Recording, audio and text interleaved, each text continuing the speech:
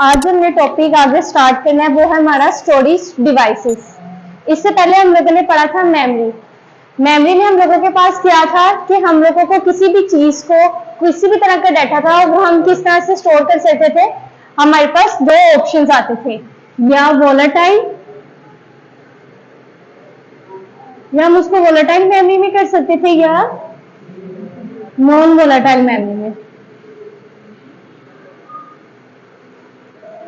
जब हम storage devices की बात करते हैं, स्टोरेज डिवाइसेस में हम लोग किसी भी तरह का डाटा स्टोर कर सकते हैं। ये उस डाटा को क्या करेगी, परमानेंट भी स्टोर कर देगी और टेम्परेरी भी।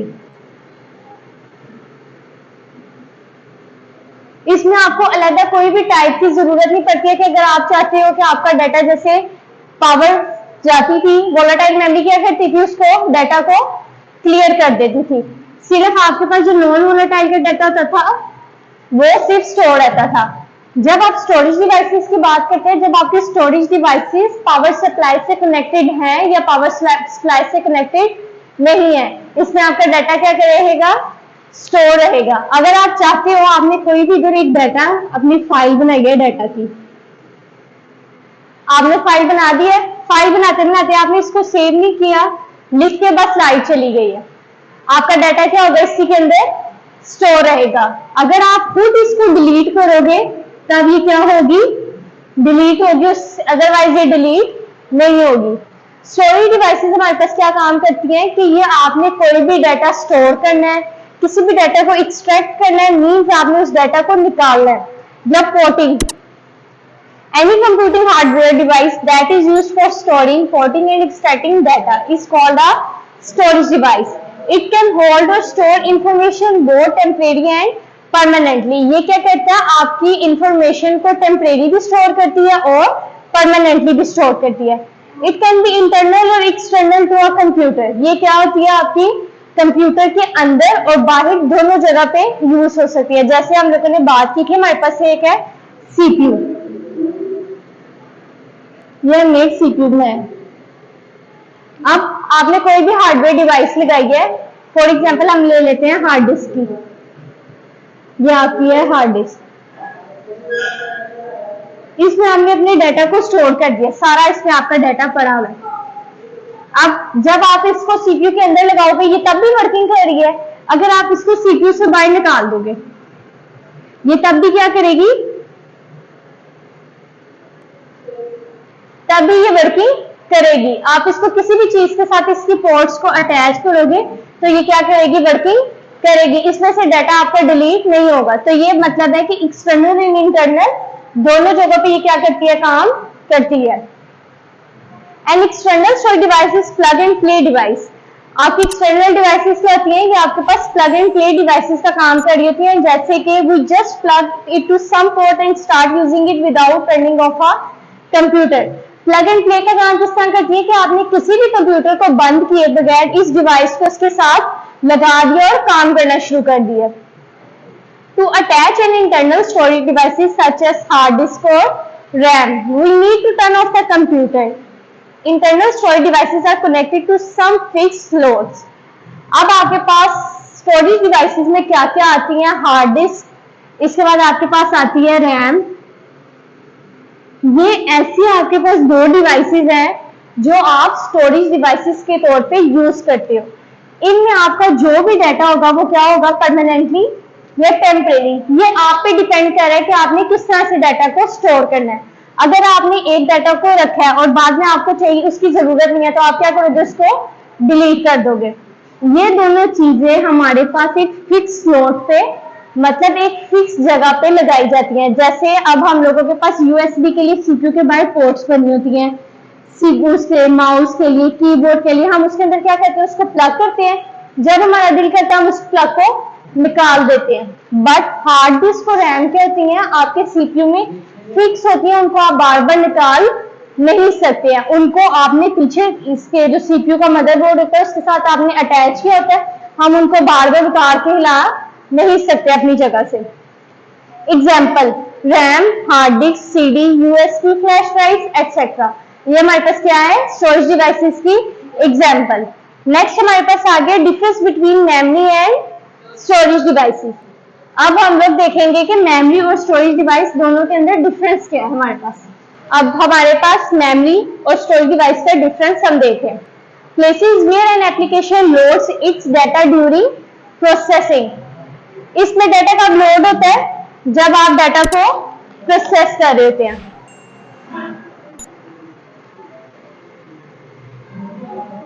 Application loads during data processing.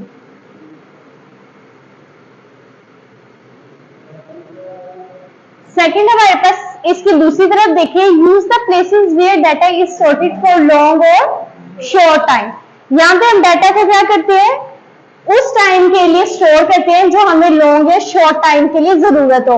हमने यही कहा था इसमें हमारे पास डाटा हमारी, अगर आप चाहते हो आपने इसको वोलेटाइल रखना है या नॉन वोलेटाइल रखना है। इसमें आपने डाटा को तब ये आपके पास एप्लीकेशन आएंगी फॉर शॉर्ट और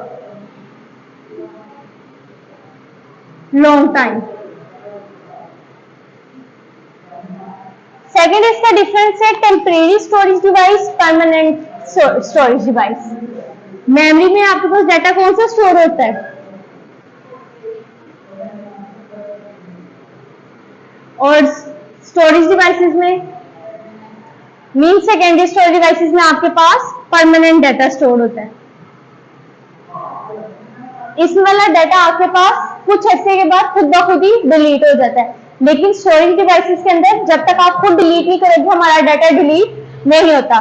थर्ड वन इनका क्या है? Lesser in size greater in size.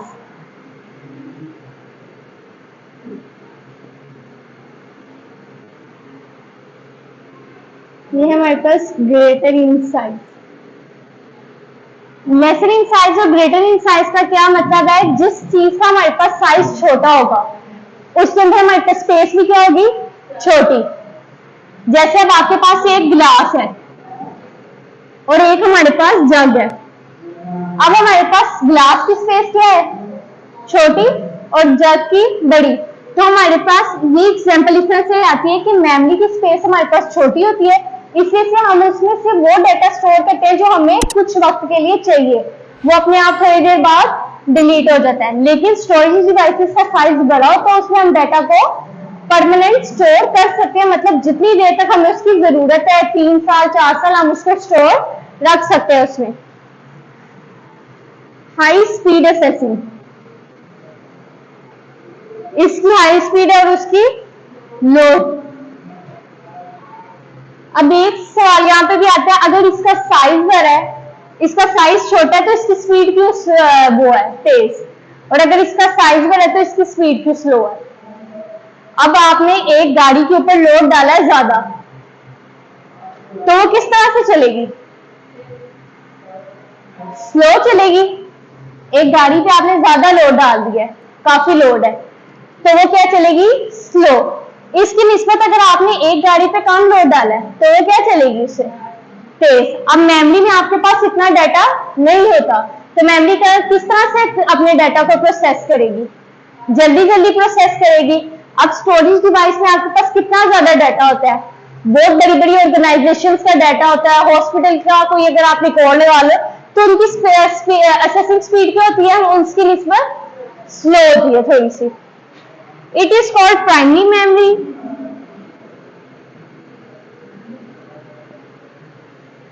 Memory को हम क्या कहते हैं?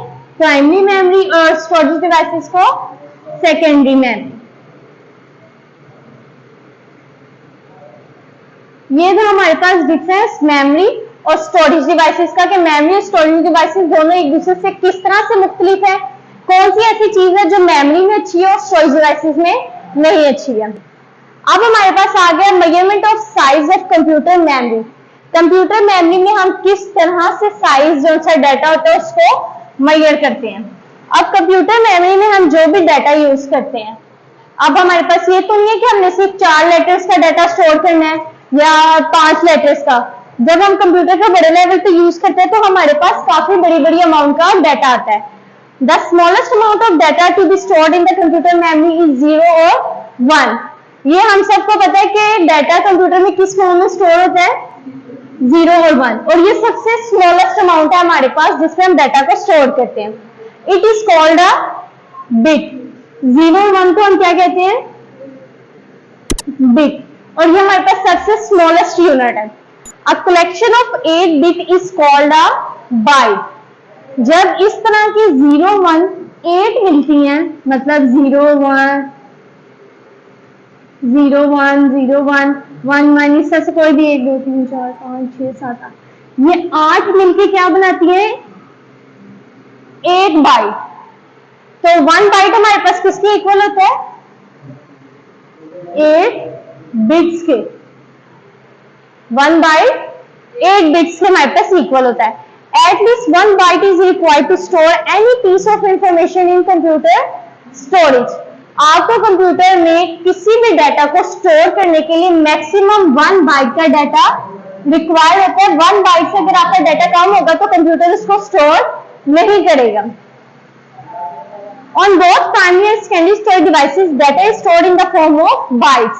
अभी हमने पढ़ी है मेमोरी, प्राइमरी मेमोरी और सेकेंडरी मेमोरी।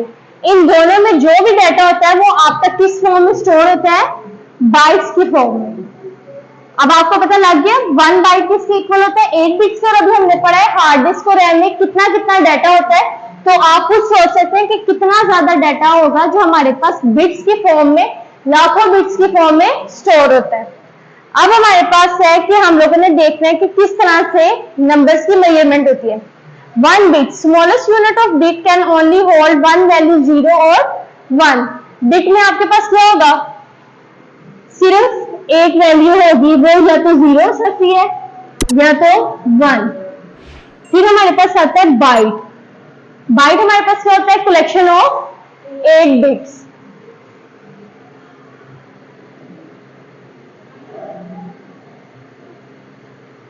अब हमारे पास बाइट से आगे आता है किलो बाइट।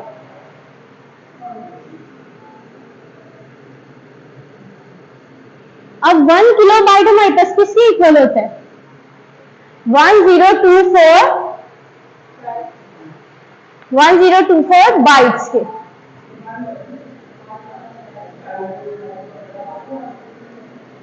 अब इस चीज पे इधर गौर कीजिएगा, हमने पढ़ा है कि हमारे पास 1 बाइट 8 बिट्स के इक्वल होता है, यही पढ़ा है, 1 बाइट 8 बिट्स के इक्वल होता है। अब यहां पे लिखा है 1024 बाइट्स, तो ये कितने होंगे, हर 1024 के जितने भी होंगे कितने बिट्स होंगे, 8 बिट्स होंगे उसमें। आगे समझ। अब इसके बाद है हमारे पास मेगाबाइट।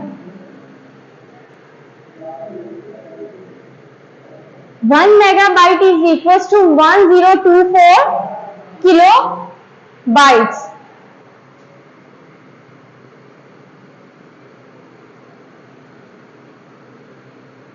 इसको हम 1 KB भी लिखते हैं, इसको 1 MB या 1024 की पावर 2। आगे समझ में। इसके बाद है हमारे पास गीगाबाइट, टेराबाइट और पेटाबाइट। गीगाबाइट हमारे पास किसके इक्वल होता है,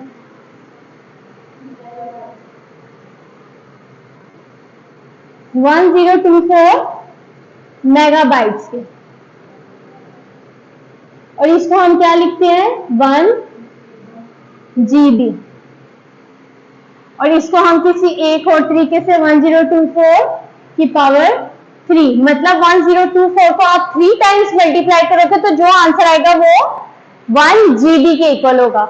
अब इस बात पे गौर करते रहे, जैसे हम मेगा और गीगा पे आए हैं, हमने साथ K भी लिखा है, मीन्स ऊपर K वाली वैल्यू मीन्स के साथ मल्टीप्लाई होकर फिर इतना आंसर आपके पास आता है MB और KB का। फिर है हमारे पास टेराबाइट।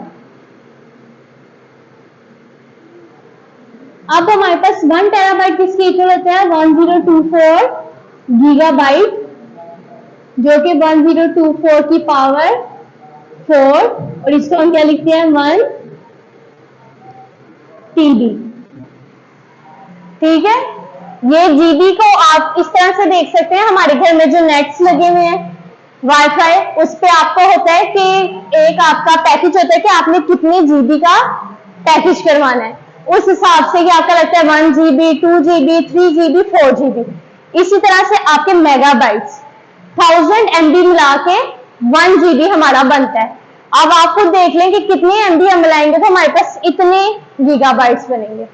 लास्ट वन है हमारे पास पेटाबाइट। पेटाबाइट्स हमारे पास इक्वल होते हैं 1024 टेराबाइट्स इक्वल्स टू